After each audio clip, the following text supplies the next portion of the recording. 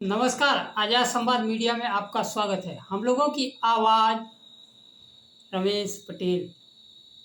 केंद्रीय चुनाव आयोग के राहुल गांधी के सवालों की गंभीरता समझ में नहीं आई। समय के साथ खबर पाने के लिए चैनल को सब्सक्राइब करें। नमस्कार, खबर विस्तार से।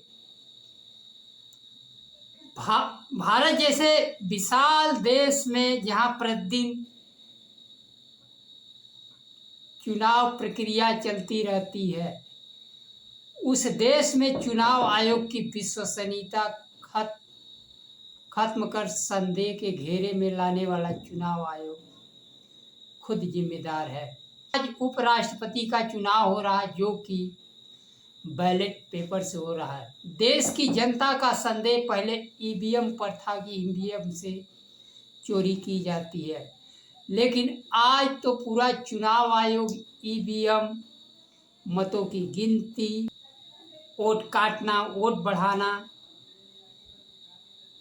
शाम 5 बजे के बाद लाखों वोट पड़ना, जिसका वीडियो मांगा जाता है कि कितने लोग लाइन में थे। चुनाव आयोग हर सवालों से बचता रहा। आज देश के 3 पूर्व चुनाव आयुक्तों ने सवाल खड़ा किया है। पूर्व मुख्य चुनाव आयुक्त एसवाई कुरैशी ने कहा कि राहुल गांधी की बात व्यक्तिगत नहीं बल्कि लोगों की चिंताओं की झलक है। गुस्से में जवाब देने से चुनाव आयोग की साख पर नुकसान पहुंचा है। आयोग का काम सवाल पूछना नहीं है बल्कि शंका दूर करना है। समय पर जांच होती और रिपोर्ट सार्वजनिक होती तो किसी तरह का शंका नहीं होता। ज्ञानेश कुमार के द्वारा शपथ पत्र राहुल गांधी से मांगना, गंभीरता को नज़रअंदाज करना, मतदाता सूची पर सवाल उठाना सबसे बड़ी बात है। इसकी तुरंत जांच होनी चाहिए थी।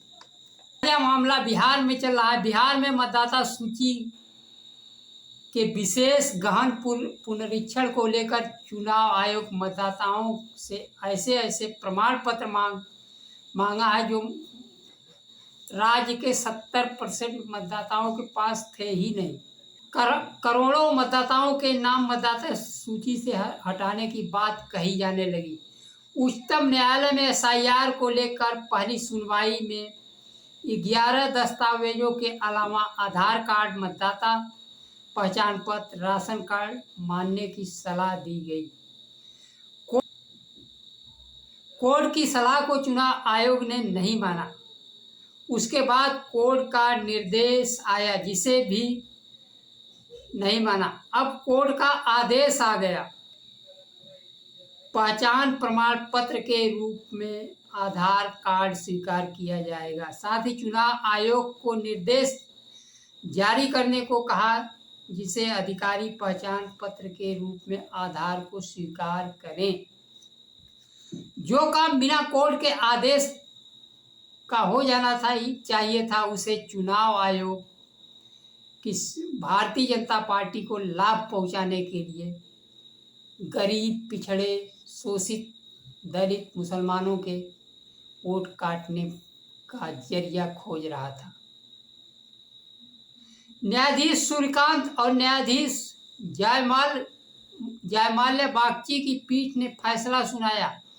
राष्ट्रीय जनता दल की ओर से वरिष्ठ अधिवक्ता कपिल सिब्बल ने सुप्रीम कोर्ट में पक्ष रखा। उन्होंने कहा, सुप्रीम कोर्ट के पहले के आदेशों के बावजूद निर्वाचन रजिस्ट्रेशन अधिकारी और बीएलओ आधार को अकेले दस्तावेज के रूप में स्वीकार नहीं कर रहे हैं।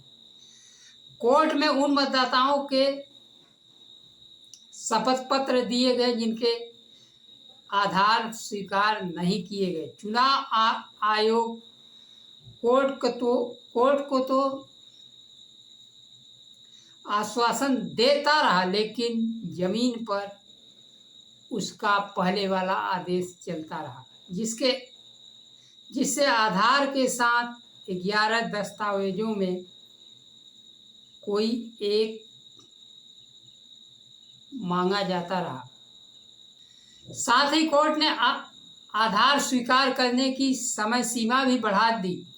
लोकसभा में विपक्ष नेता राहुल गांधी जहां चुनाव आयोग की पूरी प्रक्रिया चोरी को सबूत के साथ पकड़ी, चुनाव आयोग जांच के बजाय शपथ पत्र मांगता रहा। उन्होंने 2024 के लोकसभा चुनाव तथा हरियाणा विधानसभा, मध्य प्रदेश, छत्तीसगढ़, दिल्ली, महाराष्ट्र, कर्नाटका में लोकसभा निर्वाचन क्षेत्र के एक विधानसभा में 1 लाख से ऊपर चोरी पकड़ी। आगे आने वाले चुनाव में विपक्ष के कान खड़े हो गए।